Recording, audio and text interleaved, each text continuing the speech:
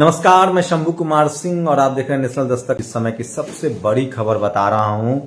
नागपुर में balm safe की बैठक चल रही है जिसका नेतृत्व वामन मेश्राम कर रहे हैं। उन्होंने एक बड़ा ऐलान किया है कि 30 जनवरी को देश की राजधानी दिल्ली में ईवीएम के खिलाफ वो एक बड़ा प्रदर्शन करेंगे और इसके लिए उन्होंने रिक्वेस्ट दिया है कि उनको इसके लिए परमिशन दी जाए। हिंदुस्तान खबर ने ये अखबार में ये रिपोर्ट छपी है। मैं भी वामन मेश्राम से मुलाकात होगी तो इंटरव्यू करने की कोशिश करूंगा। तो 2024 चुनाव से पहले एक बड़ा ऐलान हुआ है जो सबसे बड़ी खबर बता रहा हूं। वामन मेश्राम ने कहा है कि वो एक बड़ा प्रदर्शन करेंगे और खासकर दिल्ली में वो प्रदर्शन होगा। ये अखबार की कटिंग भी मैं आपको दिखाना चाहता हूं। ये सबसे बड़ी खबर है जो मैं इस समय बता रहा हूं कि बाम सेफ ने बड़ा ऐलान किया है खासकर ईवीएम को लेकर। और ईवीएम को लेकर सबसे ज्यादा वामन मेश्राम ने ईवीएम में गड़बड़ी कर सरकारों ने भोगा सत्ता सुख। मेश्राम 30 जनवरी को निर्वाचन आयोग कार्यालय पर भारत मुक्ति मोर्चा का आंदोलन होगा। इसी 30 जनवरी को 2024 में आगामी लोकसभा चुनाव में ईवीएम फोड़ेंगे। सुप्रीम कोर्ट ने भी ईवीएम से फ्री, फेयर एंड ट्रांसपेरेंट चुनाव कराने में बाधा आने का निरीक्षण दर्ज किया है। ईवीएम से चुनाव कराने की सरकार की अड़ियल भूमिका के विरोध में 30 जनवरी को मोर्चा का आयोजन किया गया है। सरकार ने अपनी भूमिका नहीं बदलने पर आगामी लोकसभा चुनाव में ईवीएम मशीन फोड़ने को मेश्राम ने पत्र परिषद को चेतावनी दी है। प्रादेशिक दलों की ताकत बढ़ी है। तो ये सबसे बड़ी खबर बता रहा हूं। वामन मेश्राम ने बड़ा ऐलान किया। उन्होंने कहा है नागपुर में बाम सेफ की बड़ी बैठक चल रही है, वहां उन्होंने बड़ा ऐलान किया। कहा है कि ईवीएम चुनाव आयोग का पहली बार धरने के लिए आदेश मांगा है। उन्होंने रिक्वेस्ट करेंगे कि हमें प्रदर्शन का परमिशन दिया जाए। इससे पहले वामन मेश्राम ने आरएसएस के दफ्तर का भी घेराव किया था। तो ये बड़ी खबर बता रहा हूं। देश में बड़ा संगठन है बाम सेफ और उनके हर जिले हर राज्य में कार्यकर्ता है, बड़ा कार्यकर्ता है। अभी नागपुर में बैठक हो रही। तो सबसे बड़ी खबर बता रहा हूं, बाम सेफ ने बड़ा ऐलान किया। बीएसपी सुप्रीमो मायावती ने भी ईवीएम को लेकर मुद्दा उठाया है। अखिलेश यादव बोल रहे हैं, यहां तक कि ईवीएम लाने वाली कांग्रेस भी अब ईवीएम के खिलाफ है। तो ये सबसे बड़ी खबर है जो मैं आपको बता रहा हूं किस तरह से बाम सेफ ने कहा है। तो ये सबसे बड़ी खबर बता रहा हूं। ईवीएम के खिलाफ सबसे बड़े आंदोलन की चेतावनी दी गई है, परमिशन मांगी जा रही है। और 30 जनवरी को दिल्ली में बाम सेफ ने ऐलान किया है कि उन्होंने परिषद को परमिशन के लिए कहा है और वो दिल्ली में बड़ा आंदोलन करेंगे ईवीएम के खिलाफ।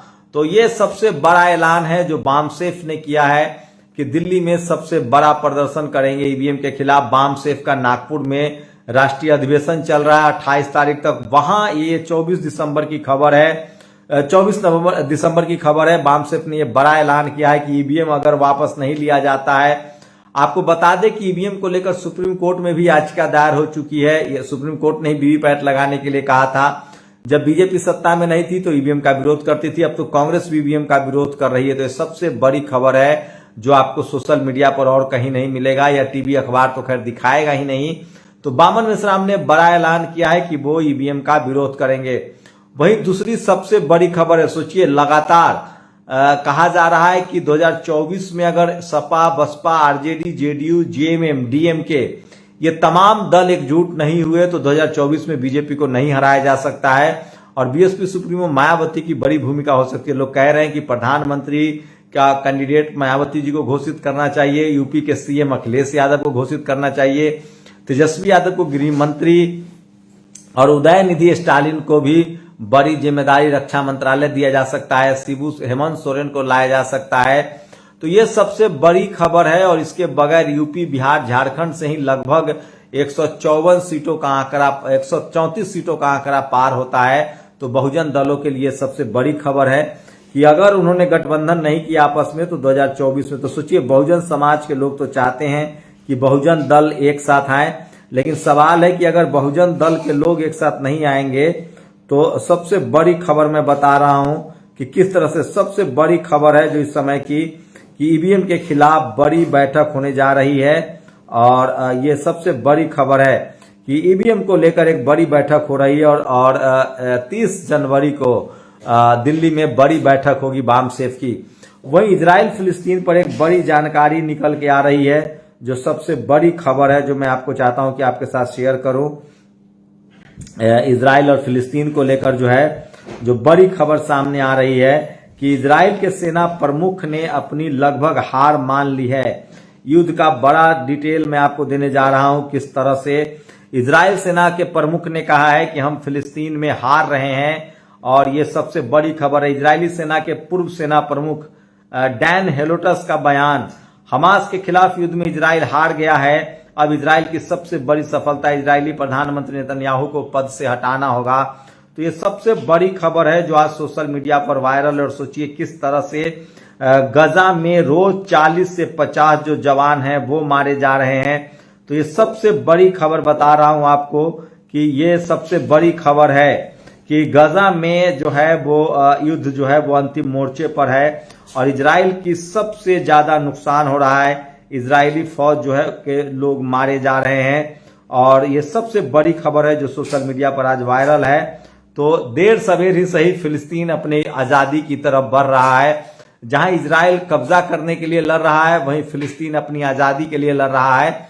और इस युद्ध में हर फिलिस्तीनी जो है वो एक साथ मोर्चे पर डटा हुआ है। तो ये भी सबसे बड़ी खबर है। वहीं ईवीएम के खिलाफ सबसे बड़ी खबर है, बावन मेश्राम ने बड़ा ऐलान किया है कि 30 जनवरी को वो दिल्ली में ईवीएम को लेकर चुनाव आयोग का घेराव करेंगे। और ईवीएम बिल्कुल भरोसेमंद नहीं। सोचिए सुप्रीम कोर्ट भी मानता है कि ईवीएम भरोसेमंद नहीं है, लेकिन बड़ा सवाल है कि चुनाव आयोग कह रहा है कि हम वीवीपैट की गिनती कराएंगे तो वक्त लगेगा। विपक्षी दलों ने कहा है कि आप वीवीपैट अलग पेटी में डाला जाए, उसकी गिनती कराई जाए। चुनाव आयोग कह रहा है कि 5 दिन लगेंगे वीवीपैट से अगर गिनती होगी तो रिजल्ट आने में। सवाल है कि जब वोटिंग 1 महीने तक हो सकती है, वोट डाल के लोग 1 महीने तक इंतजार कर सकते हैं, तो 5 दिन गिनती के लिए क्यों नहीं इंतजार कर सकते। तो 2024 से पहले ईवीएम भी बड़ा मुद्दा होगा। बामसेफ ने हुंकार भर दी है। वहीं यूपी को लेकर तमाम बहुजन एक्टिविस्टों की राय है कि Sapa, Basapa, RJD, JDU, JMM, DMK तमाम बहुजन दलों को एक साथ आना चाहिए ताकि कांग्रेस और बीजेपी को दोनों को हराया जा सके।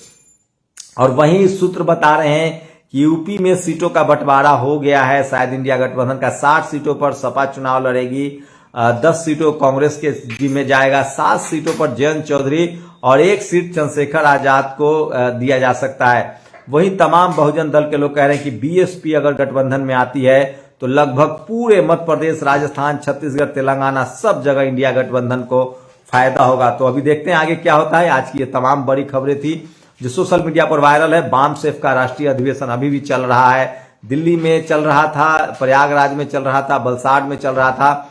नागपुर के बारे में पुख्ता जानकारी है कि वो 28 तारीख तक वहां जो है वो बामसेफ की बड़ी बैठक हो रही है। और वही बावन मेश्राम ने ऐलान किया है कि वो दिल्ली में ईवीएम का घेराव करेंगे। डॉक्टर उदित राज जो कि कांग्रेस के नेता भी हैं, बहुजन समाज के एक्टिविस्ट भी हैं और पूर्व अधिकारी भी रहे हैं, वो लगातार अपने दिल्ली स्थित आवास पर कई बार ईवीएम को लेकर बड़ी बैठक कर चुके हैं। तो अब कांग्रेस भी ईवीएम के खिलाफ है, जो कांग्रेस ईवीएम लेकर आई थी।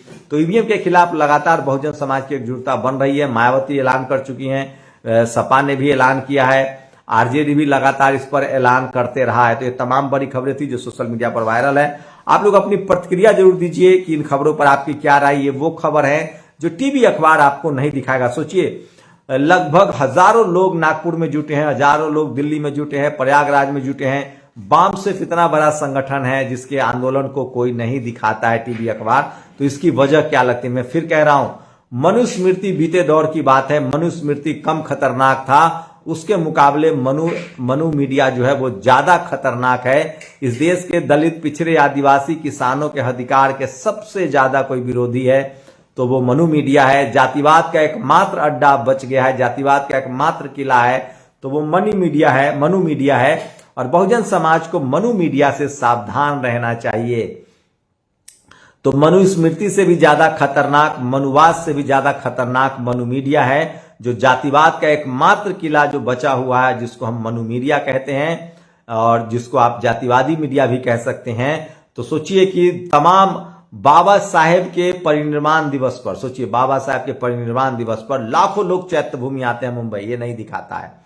बाबा साहेब के दीक्षा भूमि पर, बाबा साहेब के दीक्षा लेने के दिन पर दीक्षा भूमि नागपुर में लाखों लोग आते हैं, वो भी नहीं दिखाता है। बाबा साहेब के जन्मदिन पर, अंबेडकर जयंती पर दिल्ली में लोग जुटते हैं, वो भी नहीं दिखाता है। सोचिए, बामसेफ को नहीं दिखाता है, दलित पिछड़े आदिवासी नेताओं की रैली धरना प्रदर्शन को नहीं दिखाता है। अब जब बहुजन मीडिया आ गया है, सोशल मीडिया आ गया है, तो बहुजन नेताओं को जरूर ये दिखाते हैं, लेकिन उनको वहां वो जलील करते हैं, उनके राजनीतिक अधिकारों पर चोट पहुंचाते हैं, आरक्षण के खिलाफ बोलते हैं और स्वामी प्रसाद मौर्य को विवादित कहते हैं, चंद्रशेखर यादव को विवादित कहते हैं। जो SC ST OBC किसान कम्युनिटी के नेता बहुजन समाज अधिकार के लिए बात करें, उनको वो विवादित कहते हैं। जब तक इस देश का 95% 90% लोग मनु मीडिया का विरोध नहीं करेंगे, वो जब तक टीवी अखबार देखते रहेंगे, वो मानसिक रूप से गुलाम बने रहेंगे और अपने संवैधानिक अधिकारों को खोते रहेंगे। आप लोग अपनी प्रतिक्रिया जरूर दीजिए। शुक्रिया। नेशनल दस्तक की आपसे गुजारिश है कि अगर इसको बचाना चाहते हैं तो नेशनल दस्तक को सब्सक्राइब करने के लिए रेड कलर के सब्सक्राइब बटन को दबाएं, फिर बेल आइकन की घंटी दबाएं। नेशनल दस्तक को बचाने के लिए बहुत जरूरी है कि हर खबर को शेयर करें, लाइक करें, कमेंट जरूर करें।